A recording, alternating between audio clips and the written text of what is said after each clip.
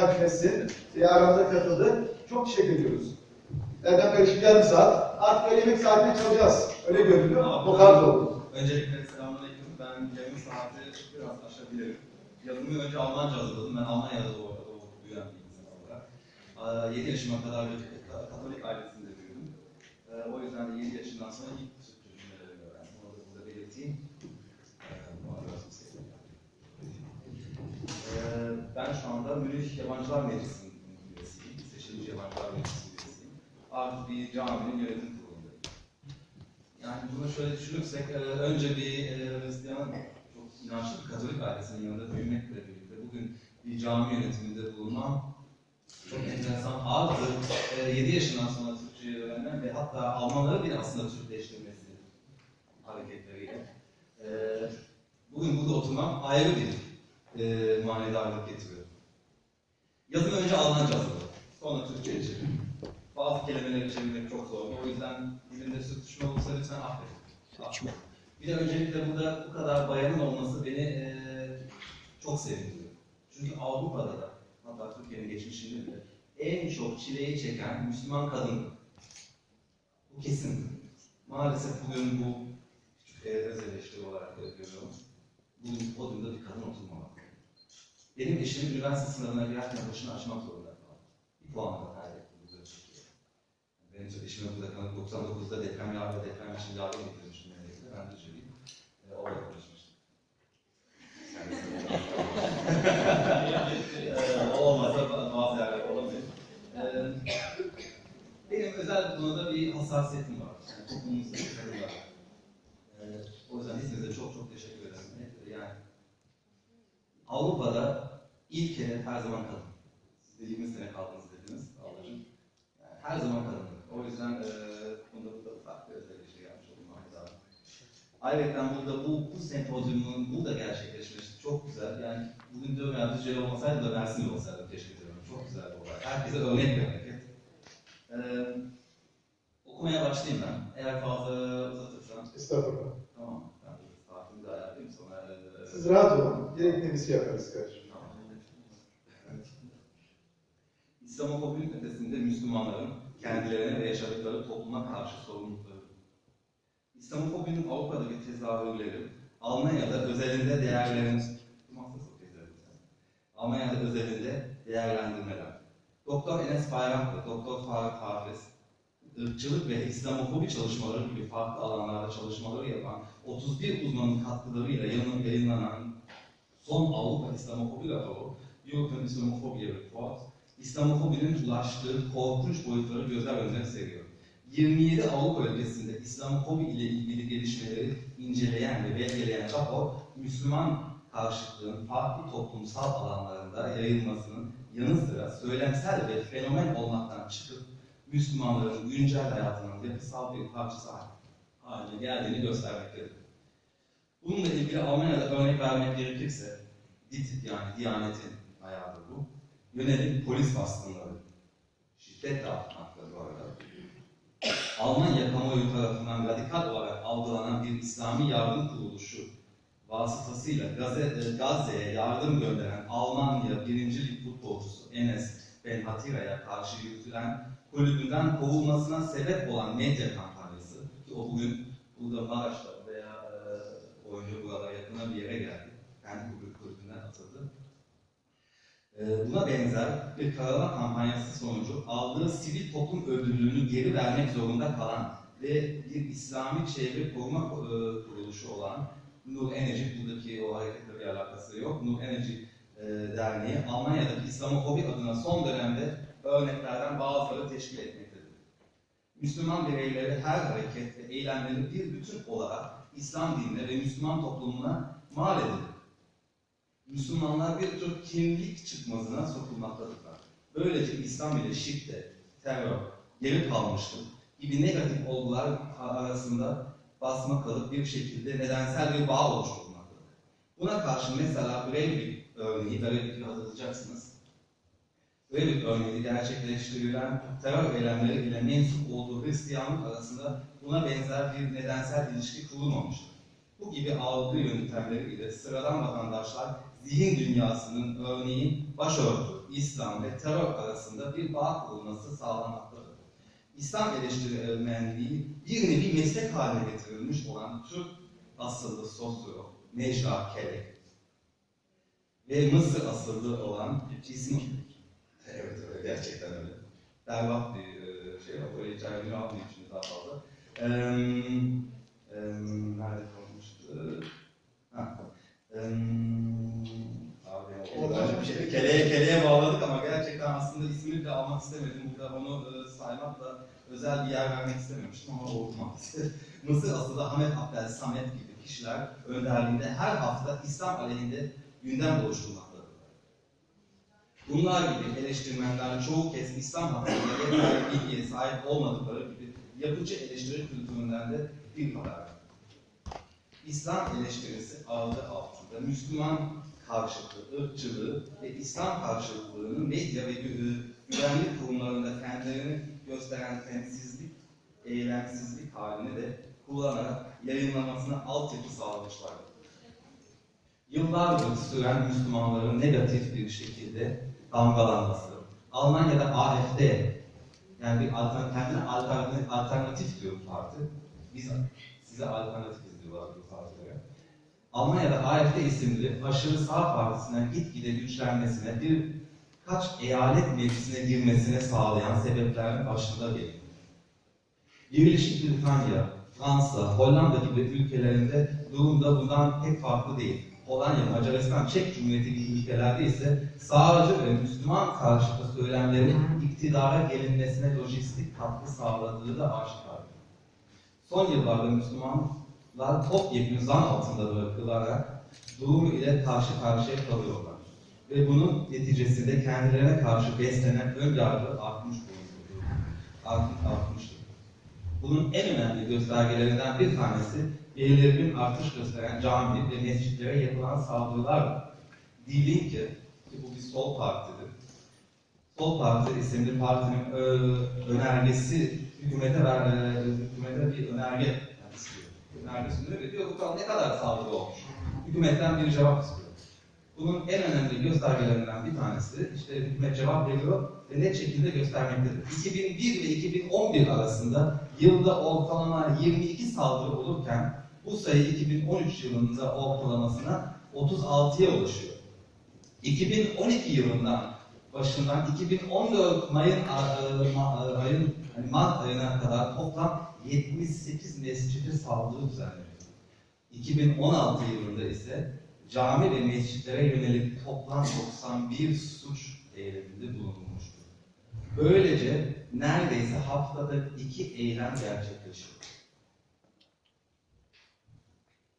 Bu sayı ile Almanya tarihinde rekor bir sayıdır.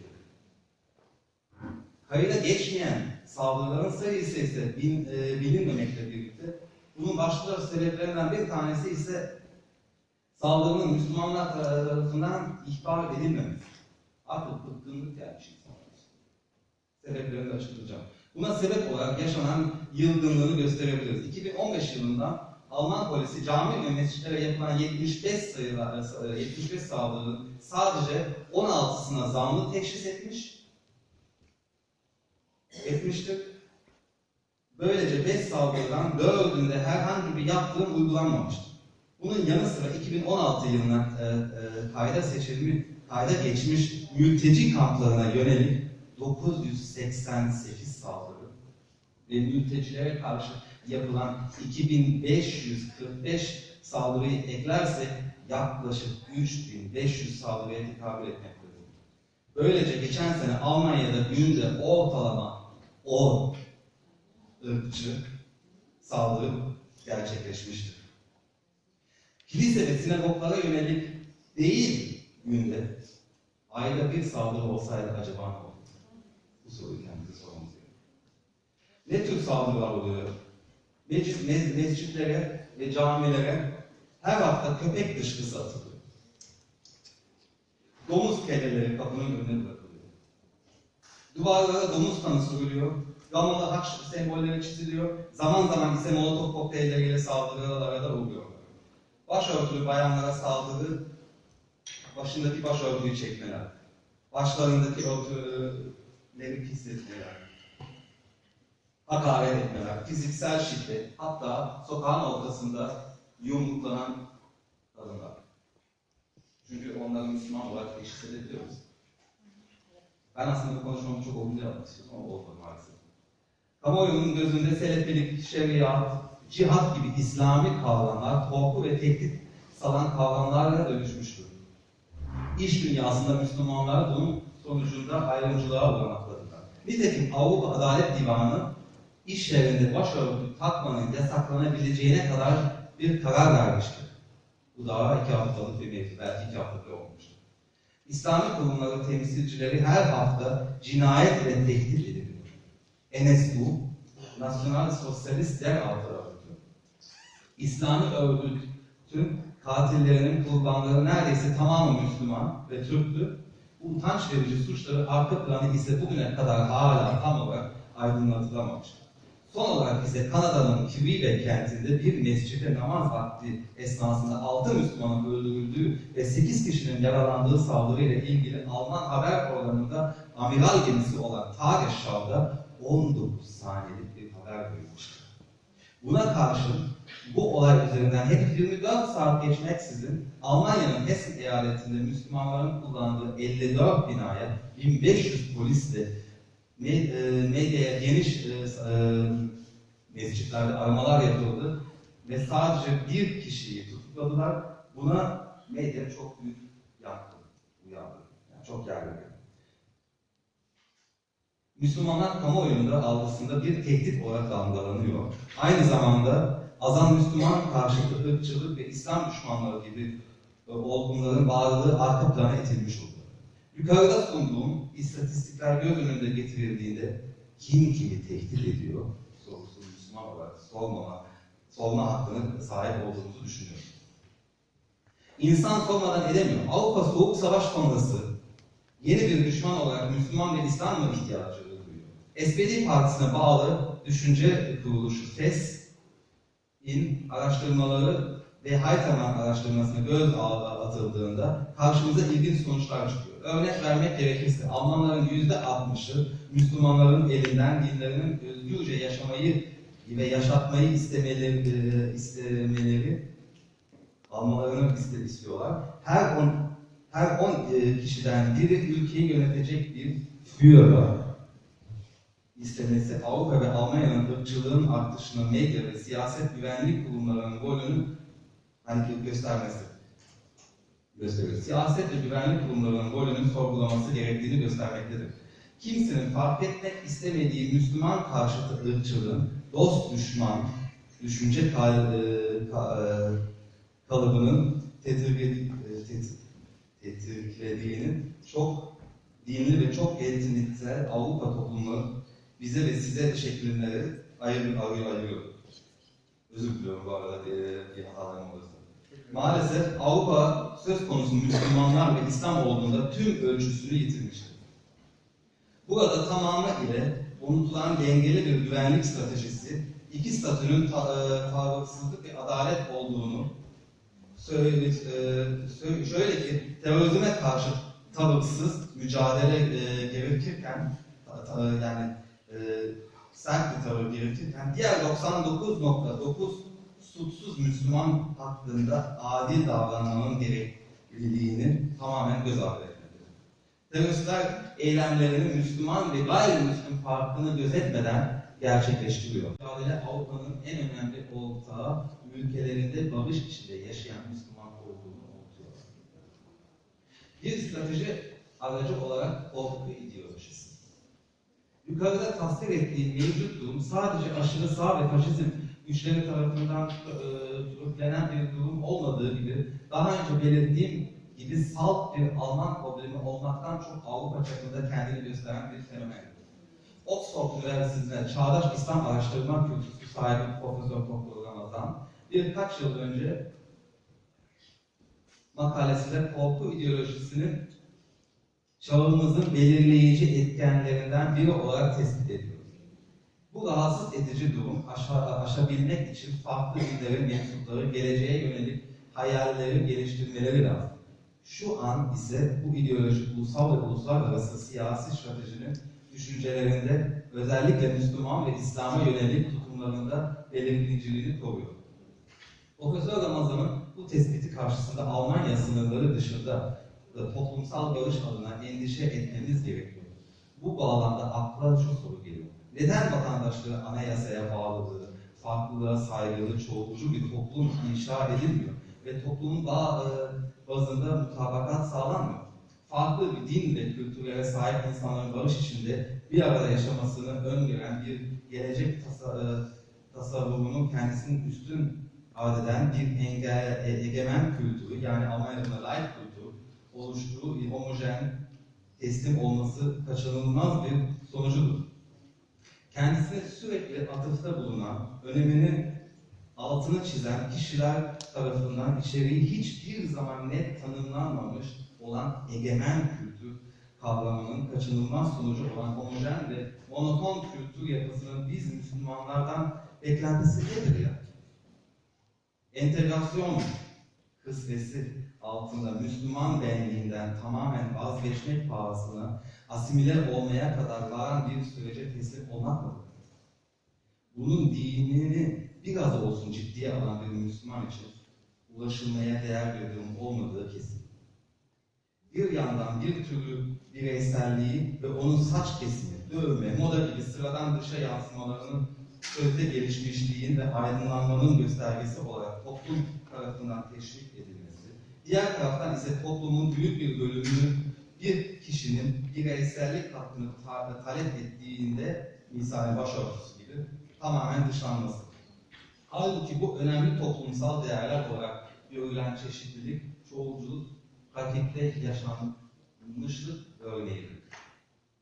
Korku ideolojinin kullanılması, dinler arası iletişimin olumsuz etkileri gibi insanlar arasında kişisel bir güncel karşılaşmalarını da olumsuz yönde etkiliyor. Oysa ki bu buluşmalar siyasi girişimlerin başarılamadığı birçok olumlu değişikliği yol açabilme imkanı sunduğu gibi ön yargıların da önünü açabilir. Söz konusu ideoloji, Müslümanlar ile gayrimüslimler arasında iletişimin gerçekleşebileceği hareket alanını kısıtlamaktadır. Korku ideoloji, tabiatı itibariyle puslu ve muğlak olması onu siyasi strateji kapsamında çok yönlü bir silah haline getiriyor.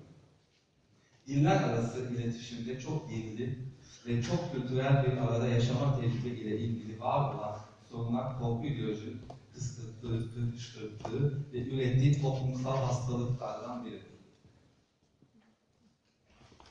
Bu arada Fırtın'da bana lütfen.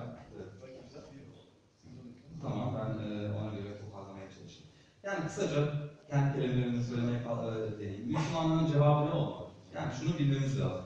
11 Eylül'de gelen sorunlar değildir. Bu sorunlar daha önce sadece ortaya çıkmasında daha bir belirgin bir rol oynamıştır. Müslümanlarla ilgili durum analizi. Bütün bu duruma rağmen Müslümanlar öz eleştiri yapmak zorunluluğu göz ardı etmemeliler. Günümüzde Müslümanlar bahsettiğimiz korku siyasetine refleks şeklinde cereyan eden bir tepki seli görüyoruz. Sadece karşı olmak için bir şey yapılmaz. Korku ideolojisine itiraz etmek adına bir tepki döngüsü öbürünü kaplayamazsınız. İnisiyatif Almanya'nın yaratıcı gücü böylece elinizden kayıp gitmektedir. Her türlü kışkırtma ve aşağılamalara cevap yetiştirerek bu gibi saldırıları yapan şahıslara istemeyerek de olsa kamuoyu oluşturmuş oluyoruz. Bunu başka örneklerinde gördük daha ileride. Belki konuşmamızda değinebiliriz. Müslümanlar önlerine sunulan her konuyla karşılık vererek pozitif aktör konumuna düşmek yerine konuları kendi ihtiyaçları doğrultusunda belirleyip içini doldurarak aktif aktör konumuna yükselmeleri gerekiyor. Böylece hakim olan tartışma sığırlığından kurtulmak için ilk ve en önemli adımı atmış olmuş oluyoruz. Müslümanlar olarak kesinlikle sadece biçimsel sebeplerden dolayı yürütülen tartışmalardan kesinlikle uzak durmalıyız. Bu tür tartışmalar çoğu kez hedefi İslam ve Müslümanlara yönelik ön yargıları pekiştirmek içindir. Almanya çapında özellikle Müslümanlar ve Hristiyanlar arasında dinler arası diyaloğu göze alırsak hedefin kamuoyuna moderniteden meydan okumaları ve günümüz dünyasının karmaşıklığına karşı vermekte yetersiz kalan bir İslam tasavvuru sunmak için. Sürekli olarak İslam'ın bir aydınlanmaya ihtiyacı olduğunu dile getiren bu üstten bakış açısı İslam tarihinde aydınlanmacılar ile kilise Hristiyanlığı arasında çalışmalarında tekabül tercüme yaşanmadığını bilinci veya bilinçsizliği şekilde yani kısacası evangelikan bir Müslümanlık yaratılmak istiyor. Sen bunu öyle biliyorsun herhalde. Yani siz de artık bir Luther üretin, artık İslam'ı modernleştirin demek istiyorlar. Buna karşı seçici bir şekilde kendimizin belirlediği konular üzerinde odaklanarak İslam'ı gerici ve çağdaş göstermek isteyen kesimlerin maskelerini düşürmek zorundayız. Konuları kendimiz belirleyip, işleri kendimiz doldurmalıyız, gündemi kendimiz hazırlamamız lazım. Öz eleştiri gerektiğinde bunun beraber İslam'ın değil ama Müslümanların bir tür aydınlanmaya ihtiyacı olduğu bu kesinlikle Hristiyanların verdiği anlam şeklinde anlaşılmamalı, kabullenmemiz gereken bir durumdur. Müslüman coğrafyasında günümüzde süren sefalet ve kriz halinde birçok dış etken dışında biz Müslümanların da payı olduğu vakta. İslam biz Müslümanlara sosyal çevremize örnek bir şekilde davranmamızı emrediyor. Bu özellikle Müslümanların azınlıkta olduğu toplum için daha da gereklidir. Bunun sadece takiye, aldatmaca olarak lanse eden ve tek hedefi çok kitap satma ile ilgili kitap satmak olan insanlara karşı bir duruşumuz olmalı. Genel olarak Müslümanlar ve özellikle Avrupa'daki toplumlarda yaşayan Müslümanlar içinde bulundukları derin uykudan uyanmalı, kendi kendilerine acıma tutumundan ve sürekli şanlı geçmişe nostaljik bir özlem besleme hallerinden acilen vazgeçmeliler. Etkileyici olan tarihimiz bize bugünün acı gerçeğini değiştirmek için gerekli ilham ve gücü verebilir. İslam'ın altın çağı, tutkulu ve azimli bir gayretin ve takva sahibi duruşunun bir sonucudur. Bu çağı sadece hatırlamak ve yad etmek bugünkü yaşadığımız gerçeği değiştirmeye ve içinde bulunduğumuz sorunları çözmeye yetmez.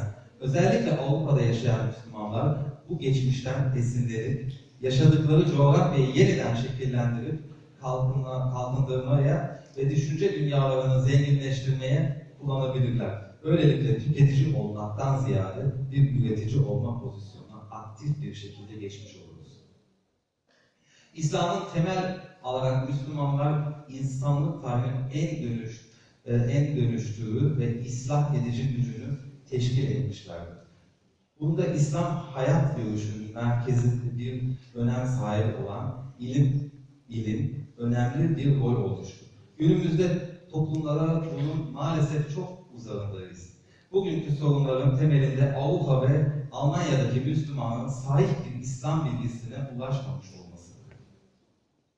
Avrupa dilinde yeterli İslam literatürü yoktur. Hala eksiktir. Dinimiz hakkında yeterince bilgiye sahip değiliz. İslam ruhunu anlamamışız.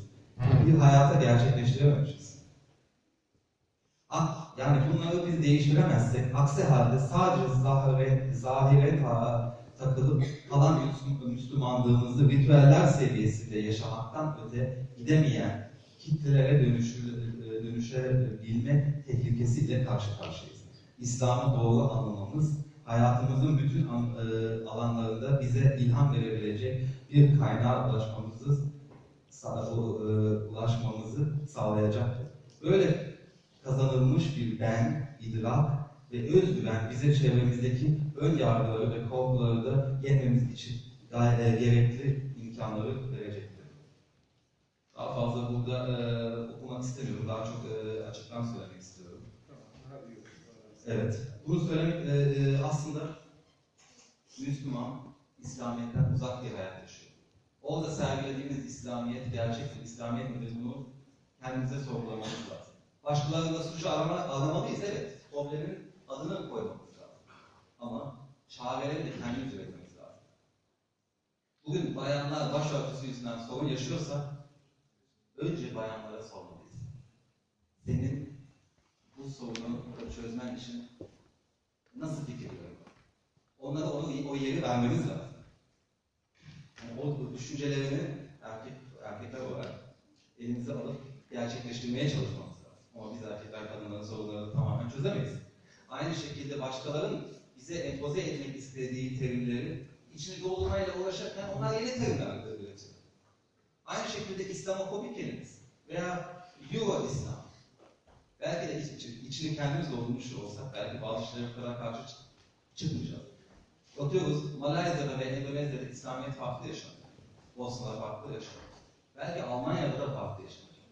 Ama biz çözüm üretmiyoruz. Biz bir tüketici kültürüne takılmışız, bir türlü yeni kreasyonlar üretmiyoruz. Evet, İslamofobi vardır ama İslamofobi bir hastalık değildir. Bu bir ırkçılıktır. Hiçbir insan ırkçılıkla doğmaz. Veya ben İslam düşmanıyım diye doğmaz. O şekilde yetiştiriyoruz. Ve Alman medyalarına baktığımızda her hafta, yani ben buraya sergilemiş olsam belki 100-200 tane manşet yansıtabilirim.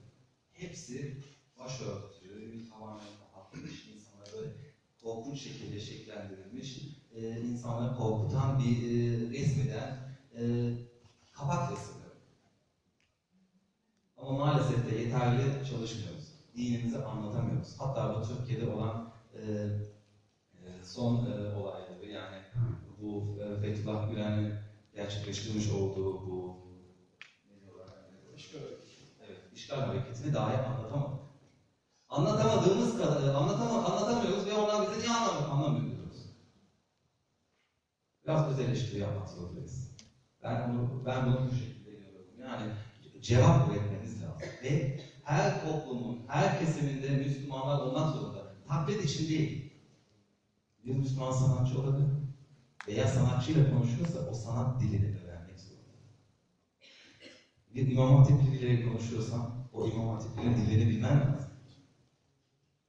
Bir ateistle konuşuyorsam o ateistin dilini bilmem gerekiyor. Bir felsefeciyle konuşuyorsansa o felsefecinin dilini öğrenmen gerekiyor. Ayrıyetten yabancı diller öğrenmek zorundayız. Bakıyorsunuz bugün Almanya'daki Türk toplumunun çoğu kesimi, yani en azından bir büyük kesimi yeterli Almanca'ya sahip değiller. Bugün camilere bakıyorsunuz, hutbelerin çoğu yalnızca Türkçedir. Cami mi yoksa kültür derneği? Gayemiz sadece Türk kültürünü ayakta tutmak mı yoksa İslamiyet'i doğru anlatmak mı? Bakıyorsunuz bir Alman Müslüman oluyor. Ay ben cenneti kapattım. Muazzam bir şey. Evet de camimize getiriyorsun ve Cuma hutbesini anlamıyor. Cuma hutbesinde ne işlenir arkadaşlar? Yaşadığımız toplumun sorunları işlenir. Maalesef o da işlenmiyor. Ne oluyor? O insan çoğulcu bir toplumdan bir azınlık toplumuna giriyor Müslüman olduğu için ve bu azınlık toplum içerisinde bir daha azınlık oluyor. Bu mu yani?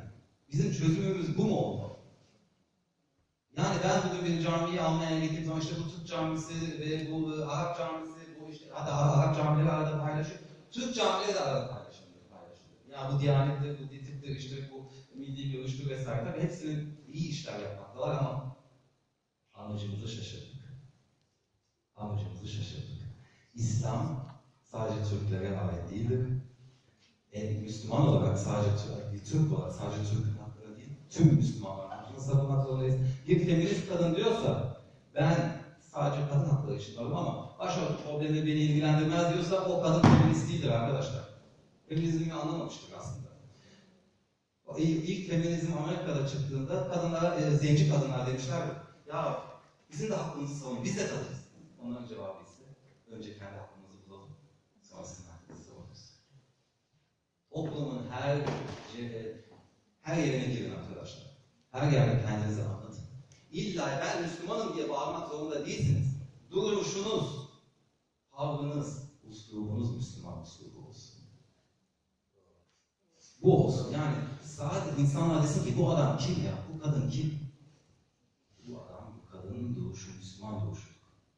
İslamiyet benden daha iyi bir insan yapıyor. Bana niye bunu yapıyorsun dedi. Ben Müslüman olduğum için yapıyorum diyorum. Ya, bütün yaptığım faaliyetleri. Son 2 senede ortalama, son 2 senede 60 sempozyum organize ettim. Musevilerle, Hristiyanlarla, gayrimüslimlerle, bütün partilerle, bir tek AfD ile yapmadım. Bir de Hristiyan demokratlarla. Çünkü onların her şeyi patlamak istediklerinden. Yoksa solcusundan tutun, hatta sağcılar bile bize geliyor. Ya şu sizin projelerinize bir bakalım diyorlar. Ama onların dilinde konuşuyoruz. Onların dilinde konuşuyoruz. Arkadaşlar hangi toplumda yaşıyorsak o toplumun dilini öğrenmek zorundayız.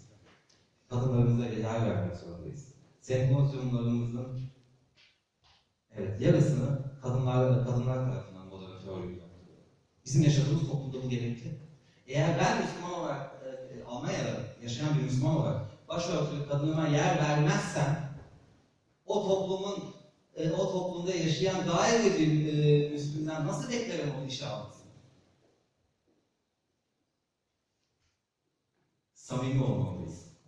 Kur'an'a dönmeliyiz, özümüze dönmeliyiz. Yoksa bizim geleceğimiz yoktur. Artık İslamofobi, şunu söyleyeyim, İslamofobi ırkçılıktır, Müslüman ve İslam ırkçılığıdır. Bir hastalık değildir. Orada bir daha senin söylediğin altını çizmiş olayım. Kusura bakmayın yazımı şimdi nasıl olsa basarsınız. Tabii. O zaman böyle benim okumazsınız daha düzgün bir şey okursunuz inşallah. Affoluna, burada eğer dilim sürttüyse, burada birkaç fikir beyan ettim. İnşallah okursunuz. Herkes her yerde yeni çözümler üretmekte. Her şeyin kendi çözümü olmak zorunda. Her toplumun kendi cevapları olmak zorunda. Ve bunu yaptığınız için size çok teşekkür ediyorum. Özellikle buradaki öğrencilere diyorum, hayata atılın. İster sanatta olun, ister radyoda olun, ister televizyonda olun. Ben varım diyeyim. Bakın size küçük bir örnek daha vereyim, kusura bakmayın. Bir Türk kadını düşünün ki bu gerçekleşti. Almanya'da bir Suriyeli bir çocuğa bakıyor. Onu evlat edinmek gibi bir şey. Ne diyorlar ona? Partnership. Bizdeki kirvelik mi? Kirvelik gibi bir şey. Oraya çok mülteci geldi. Kirvesi hastaneye götürmek zorunda çünkü ameliyat olmak zorunda. Burada savaşta yaralanmış. Alman doktor odaya giriyor. Yanında bir başka bir aile daha var. Bunlar Müslüman değil. Kadın başörtülü. Doktor içeri giriyor. Kadını görmüyor. Görmezden geliyor. Farkında bile değil. Aslında farkında değil. Hani farkında değil. Samimiyetle söylüyorum. Farkında değil. Bu toplumsal bir sorun. Ama ben o iyi yönünden bakalım. Olumlu olalım. Hatta yeni öğrendiğimiz dilleri de olumluya çevirelim. Bunu da bir örneğini vereceğim. Sonra gidiyor o yanda yatan çocuğun annesine gidiyor. Ve o çocuğun şeyini veriyor. İşte bu çocuğun bu hastalığı vardı, şu hastalığı vardı, bunu yapacağız, şunu yapacağız. O kadar içleniyor ki. Teyzem aynı senin gibi. Kapalı, partisi olduğu, kenarda oturmuş. Hani Türk Almancası da çok yeterli değil. O kadar kızıyor ki ben ne desem. Kızmış. Kızgınlık iyidir. Bakmayın öfke iyidir. Öfkeyi doğru yönlendirmek gerekiyor.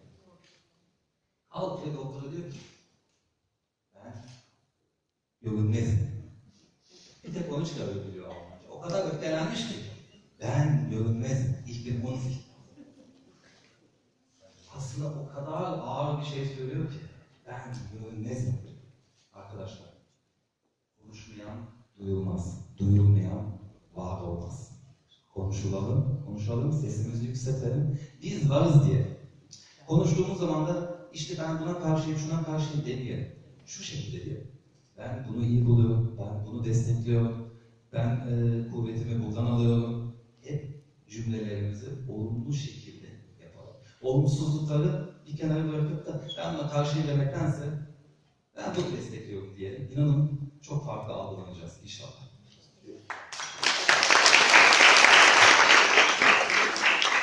Evet.